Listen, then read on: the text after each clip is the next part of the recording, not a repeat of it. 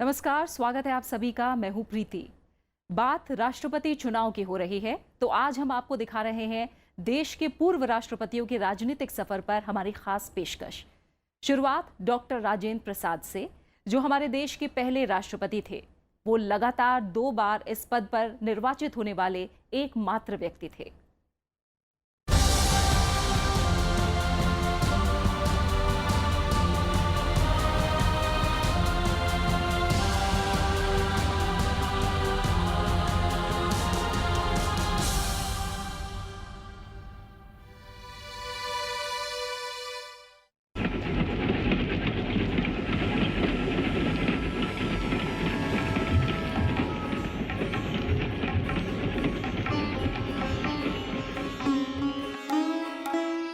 आज के बिहार में जीरादेई अभी भी एक छोटा सा स्टेशन है, लेकिन यहाँ के लोग शान से अपने सपूत को याद करते हैं, जिसने जीरादेई को बहुत बड़ा बना दिया है।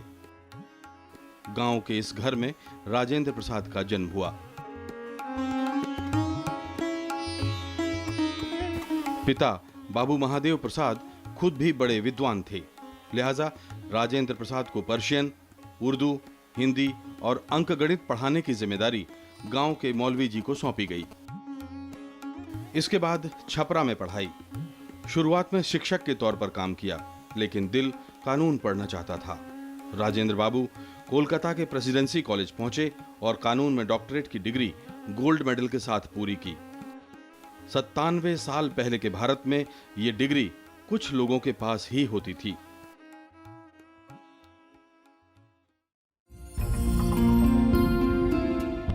वकालत शुरू कर दी, लेकिन उन दिनों देश दीवाना था महात्मा गांधी का, जो अंग्रेजों के खिलाफ असहयोग आंदोलन छेड़े हुए थे।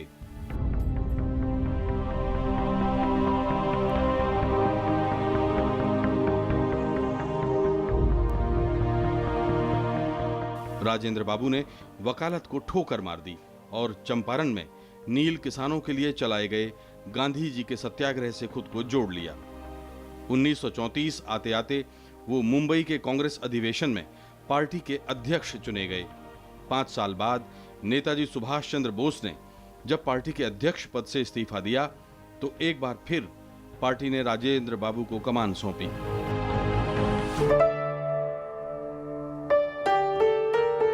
लेकिन देश के इतिहास में 2 अवसर आजादी से पहले ऐसे भी आए थे जब राजेंद्र बाबू ने अपनी भूमिका साबित की थी।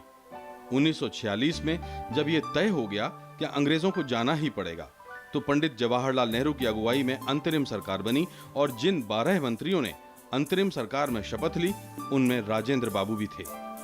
उन्होंने खाद्य और कृषि मंत्री के तौर पर शपथ ली। ये वो दौर था जब देश के अगले रूप रंग की तैयारी शुरू हो गई थी। देश को चलाने एक संविधान की जरूरत थी। राजेंद्र बाबू को 11 दिसंबर 1946 को संविधान सभा का अध्यक्ष मनोनीत किया गया। ये जिम्मेदारी उन्होंने तब तक निभाई जब तक कि देश को चलाने के लिए एक नया संविधान नहीं बन गया। इसके बाद भी उनकी भूमिका खत्म नहीं हुई। चुनाव तो हुए नहीं थे, लिहाजा देश को एक राष्ट्रपति भी चाहिए था और एक बार फिर जरूरत महसूस हुई राजेंद्र बाबू की। 24 जनवरी 1950 को सबकी सहमति से उन्हें भारत का पहला अंतरिम राष्ट्रपति चुना गया। इसके बाद जब 1952 में चुनाव हुए, तो डॉक्टर राजेंद्र प्रसाद फिर राष्ट्रपति चुने गए। यही नहीं, 1957 में उन्हें एक बार फिर देश की बागडोर सौंपी गई। इस तरह पूरे 12 साल राजेंद्र बाबू देश के इस शिखर पद का मान बढ़ाते रहे। ये एक ऐसा रिकॉर्ड है जो शायद ही कोई दूसरा कभी तोड़ पाए। जब वो राष्ट्रपति पद पर थे, तो साल में करीब 6 महीने वो देश का सफर रेल से करते थे। उनकी खास रेल छोटे छोटे स्टेशनों पर रुकती थी और वो आम आदमी से बतियाया करते थे। क्या आज आप इसकी कल्पना भी कर सकते हैं? राष्ट्रपति के तौर पर 12 साल तक काम करने के बाद राजेंद्र बाबू ने खुद राजनीति से संन्यास ले लिया। उन्होंने तय किया कि वो पटना में रहेंगे और दिल्ली के रामलीला मैदान में उनका विदाई भाषण हुआ। इस समारोह में लाखों लोगों ने हिस्सा लिया। देश तो क्या, दुनिया में भी इस तरह का कहीं उदाहरण नहीं मिलता। उसके लिए आप चाहे बधाई दीजिए या जो चाहे कीजिए, पर जितनी त्रुटियां हुई हैं उन सबको क्षमा भी कीजिए।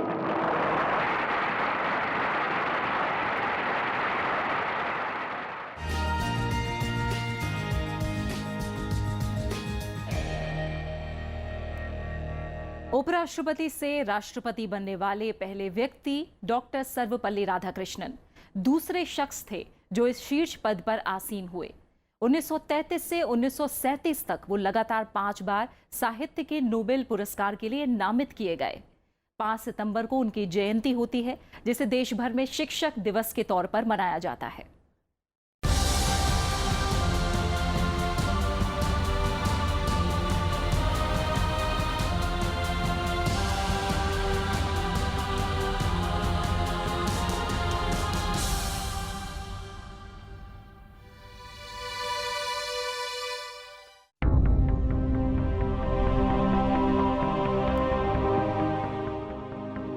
तिरुतणी में 5 सितंबर 1888 को सर्वपल्ली एस राधाकृष्णन ने इस घर में पहली बार आंखें खोली थी। उन दिनों यह मद्रास प्रांत का हिस्सा था। तिरुतणी में ही शुरुआती पढ़ाई के बाद चेन्नई के क्रिश्चियन कॉलेज से उन्होंने फिलॉसफी में एमए किया। वैसे भारतीय दर्शन, संस्कृति और वैदिक ज्ञान में उनकी बचपन से ही दिलचस्पी थी। 1909 में चेन्नई के प्रेसिडेंसी कॉलेज में वो दर्शन शास्त्र के प्राध्यापक थे।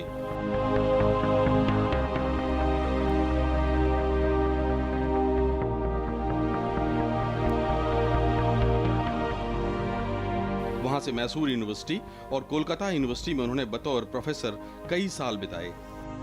इस दौरान दुनिया भर में उनके ज्ञान का डंका बजा। In July 1918, Professor Radhakrishnan was appointed my colleague, Professor of Philosophy. And it was a very great acquisition to the Philosophy Department of Mysore University. Professor Radhakrishnan was not merely a distinguished writer on philosophy, but he was a great teacher as well. 1931 में वो Andhra university और 1939 में Banaras Hindu university के vice chancellor बने। 1949 में उन्हें विश्वविद्यालय शिक्षा आयोग का अध्यक्ष बनाया गया। इस दौरान देश में शिक्षा के विकास को लेकर शानदार काम हुआ। उनकी किताबों ने दुनिया भर में धूम मचाई।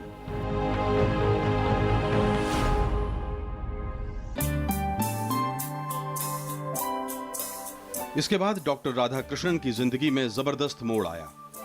उन्हें सोवियत संघ में भारत का राजदूत बनाकर भेजा गया और जब लौटे तो सारे देश ने उन्हें पहले उपराष्ट्रपति के रूप में देखा। 10 साल वो इस पद पर रहे। इस दौरान संसद के दूसरे सदन के रूप में राज्यसभा ने जन्म लिया। 10 साल तक वो राज्यसभा के सभापति रहे। 1954 में उन्हें भारत रत्न से सम्मानित किया गया। 1962 में वो भारत के दूसरे राष्ट्रपति चुने गए। That I will faithfully execute the office of President of India and will, to the best of my ability, preserve, protect and defend the Constitution and the law. एक शिक्षक को इस तरह का सम्मान सिर्फ भारत में ही संभव है। इसी वजह से उनका जन्मदिन शिक्षक दिवस के तौर पर मनाया जाता है।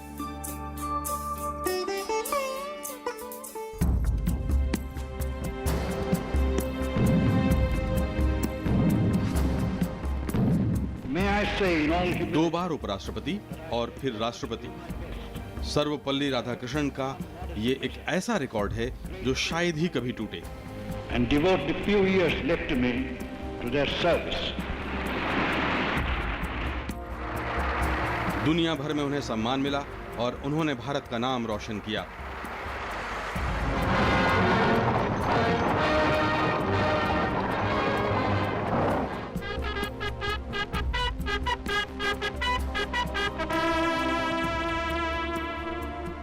उन्नीस 1967 में जब वो राष्ट्रपति पद की जिम्मेदारी से मुक्त हुए तो आम आदमी की तरह रेल में बैठकर अपने गांव लौट गए। उनकी विदाई के मौके पर हजारों लोग स्टेशन पर मौजूद थे।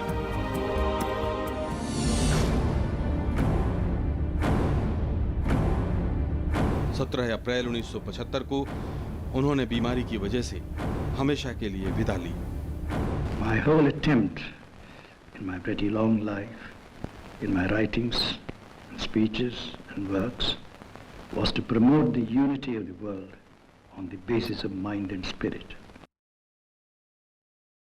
राजेंद्र प्रसाद और सर्वपल्ली राधाकृष्णन के बाद राष्ट्रपति पद पर पहुंचने वाले तीसरे राजनीतिज्ञ रहे जाकिर हुसैन।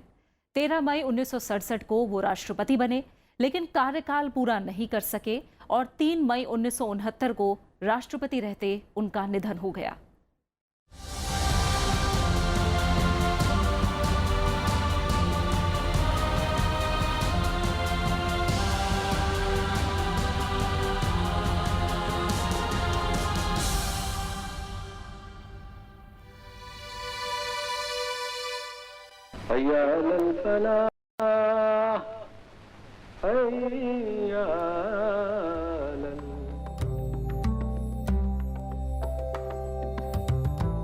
हैदराबाद में 8 फरवरी 1897 को जन्मे जाकिर हुसैन सिर्फ 8 साल के थे तो पिता का साया हमेशा के लिए उठ गया।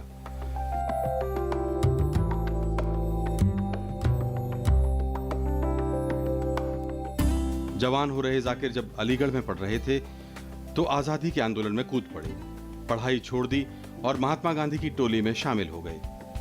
वो जब सिर्फ 29 बरस के थे तो जामिया मिलिया के वाइस चांसलर बने। गांधी जी ने उन्हें देश में बुनियादी शिक्षा के ढांचे को दुरुस्त करने का काम सौंपा। इसके बाद अलीगढ़ मुस्लिम यूनिवर्सिटी के कुलपति के तौर पर उन्होंने शानदार काम किया। डॉक्टर हुसैन ने देश के सामाजिक, राजनीतिक और आर्थिक ढांचे पर असर डालने वाली अनेक किताबें लिखीं। उनकी प्रतिभा को देश ने पहचान लिया था। 1952 से 57 तक वो राज्यसभा के सदस्य रहे। इसी दौरान डॉक्टर जाकिर हुसैन को पद्म विभूषण से सम्मानित किया गया। राज्यसभा का कार्यकाल पूरा होने के बाद 5 साल वो बिहार के राज्यपाल रहे। 1962 में वो भारत के दूसरे उपराष्ट्रपति चुने गए। अगले ही साल वो भारत रत्न का सम्मान पा चुके थे। 13 मई 1967 को वे देश के तीसरे राष्ट्रपति चुने गए। I pledge my loyalty to my country, irrespective of region or language. I pledge myself to work for its strength and progress. The whole of Bharat is my home, and the people are my family.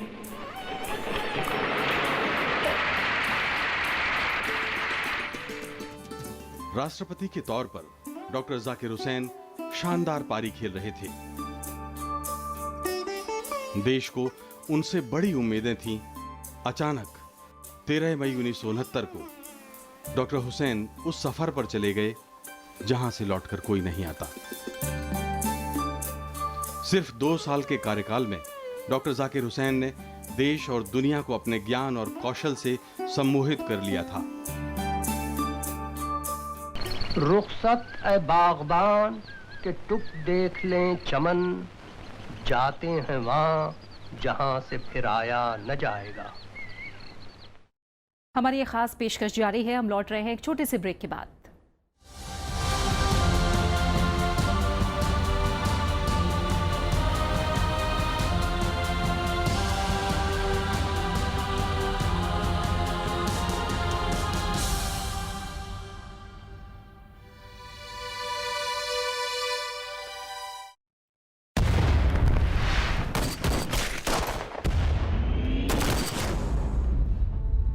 I think they're ready to surrender. INA की बागी फौजियों पर अंग्रेज देशद्रोह का मुकदमा चलाएंगे। उन तीनों के बचने के चांसेस कम हैं। ये कोई आम केस नहीं, कोर्ट मार्शल है। बोला भाई ये केस आप कांग्रेस के लिए नहीं, सुभाष बोस के लिए लड़ी। Lieutenant Gobak Singh Dillon, Captain Shah Nawaz Khan, Captain P.K. Sehgal. Section 41, waging war against the king. You are charged with murder. Do you plead guilty to the charges read out? ईमानदारी से आजादी के लिए लड़ने वाली अगर कोई फौज है तो उसका नाम है आजाद हिंद फौज। The safety, honor and of your country comes first, always.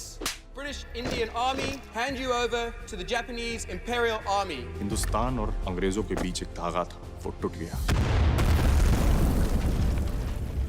इस बार कुछ ऊपर नीचे हुआ तो देश में बवाल मच जाएगा। अब जनता किसी अंग्रेज को नहीं छोड़ेगी। रात दिन अपने सीने विच वजदी आजादी दे राग नू बंद कर ला।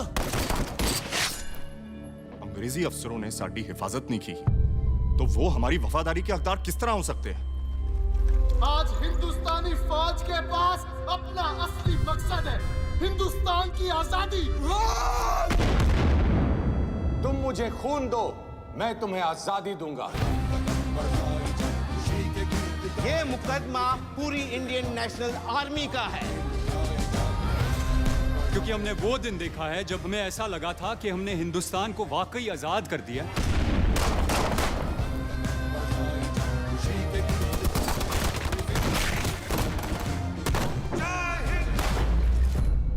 देश की आजादी की लड़ाई कोर्ट में लड़ी जा रही है और इस वक्त पूरा देश एक साथ तैनात है।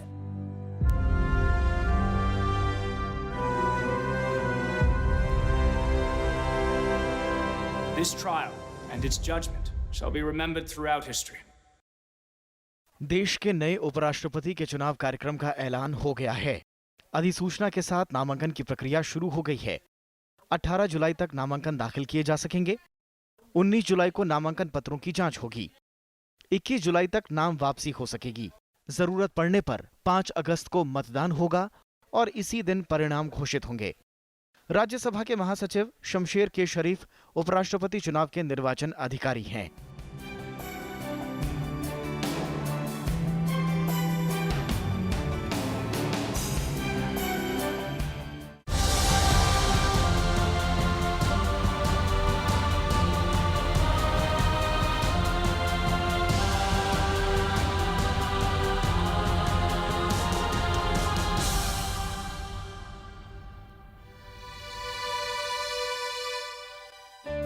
महाराष्ट्र के जलगांव जिले का नादगांव।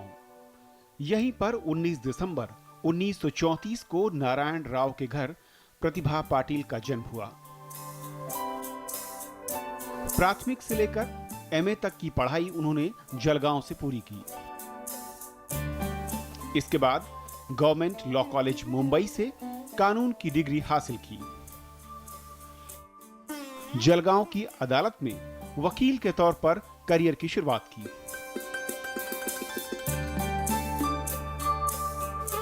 खेल में उनकी गहरी दिलचस्पी थी। कॉलेज के दिनों में टेबल टेनिस में उन्होंने कई कीर्तिमान बनाए। 27 साल की उम्र में प्रतिभा पाटिल पहली बार कांग्रेस की उम्मीदवार के तौर पर जलगांव विधानसभा सीट से चुनाव लड़ी और 1985 तक लगातार 4 बार जीत दर्ज की। 1967 से लेकर 1985 तक महाराष्ट्र सरकार में प्रतिभा पाटिल ने आधे दर्जन से ज्यादा मंत्रालय की जिम्मेदारी संभाली। 1979 और 1980 के बीच उन्होंने विधानसभा में विपक्ष के नेता की भूमिका निभाई। 1988 से लेकर 1990 तक वो महाराष्ट्र प्रदेश कांग्रेस कमेटी की अध्यक्ष रहीं। 1985 में उन्हें पहली बार राज्यसभा के लिए चुना गया। अगले ही साल यानी 1986 में उन्हें राज्यसभा के उप सभापति की जिम्मेदारी मिली।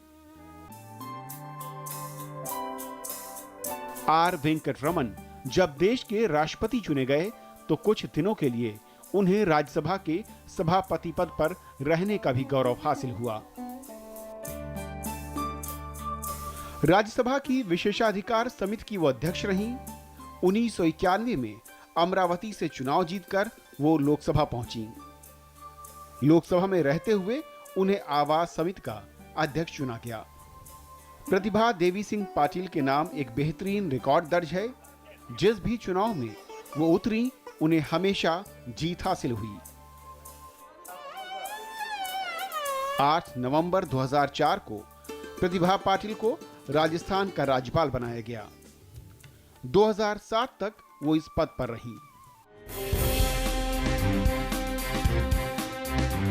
महामहिम राष्ट्रपति जी, 2007 में उन्हें देश की पहली महिला राष्ट्रपति होने का गौरव हासिल हुआ। I stand here today as the Republic's first servant, humbled by this experience. It will be my sincere endeavor to live up to the high expectations of all those who have chosen to elect me and to serve the best interests of the people of India. We must ensure that every section of our society, particularly the weak and the disadvantaged, are equal partners in and beneficiaries of the development process. 25 जुलाई 2007 से लेकर 15 जुलाई 2012 तक वो इस पद पर बनी रहीं। वो इस देश की पहली और अब तक की इकलौती महिला राष्ट्रपति हैं।